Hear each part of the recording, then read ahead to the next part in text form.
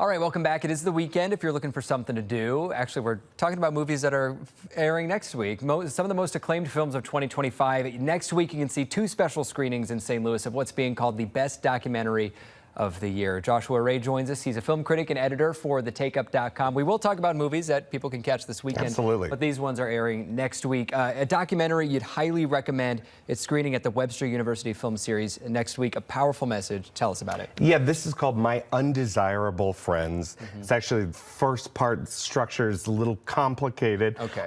Called Last Air in Moscow. But this is a complete film that's being shown in two parts, the Webster University Film Series. But essentially, it starts really at the beginning of the pandemic and then leads us up to where a group of female dissenting Russian journalists are labeled as, quote unquote, foreign agents. Wow. And really sent into a tailspin while they're defending and reporting on the lack of, the disparity in democracy in Russia. Wow. And it leads up until really the proper invasion of Ukraine by Russia. And it's a really, call it powerful. It was actually kind of frightening, nail-biting, and Yeah, I'm kind of on the edge of my seat just watching this video here. it really shows you the playbook of how you move from a democracy to an autocracy, Wow. and the very dangerous things that journalists like yourself go out there and do in order to report the news, really.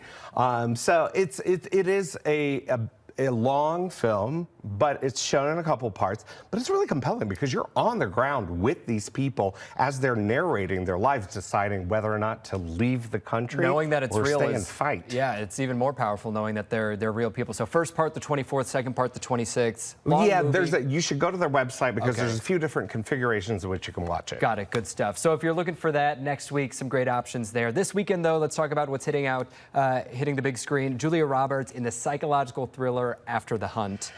No less heavy topics Yeah. here. Well, this one is about a young student at Yale who accuses a professor of sexual misconduct. Okay. But it's also kind of a soap opera in the way that it's told. This is a film by Luca Guadagnino, a filmmaker who I love. This is probably my least favorite of his films, and yet I was sitting back kind of cackling at the soap opera of it all. Yeah.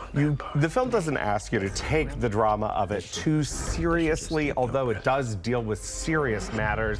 There's a lot of kind of espionage that happens between the different players here, and everyone in it is having a relatively good time. I'm sure Julia Roberts did a great job. Also a younger actress, Ayo Edebiri. Loved her in The Bear. She's great, and I'm sure she crushed it here. She's crushing it everywhere, yes. She is a yes. rising star. Yeah. We want to also now turn to something a little more lighthearted. Finally, Keanu Reeves showing off his funny side in Good Fortune.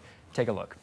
I'm not really supposed to be doing this. I'm normally only in charge of saving people from texting and driving.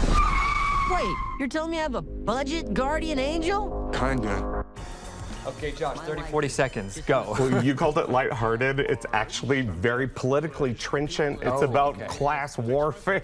But it's funny. There are funny themes. It is funny about those things. It is a satire about those things. But I would be wary in calling it a good time. Okay, good news. A lot of stars in it. Pretty good. And they're all pretty funny, especially Keanu Reeves, who plays this angel who's kind of out of sorts. Okay. He's very good at it. A little bit of something for everybody next week and this weekend, Josh. We're glad you're here to walk us through it all. You can always find Josh's reviews, his podcast, and more at thetakeup.com.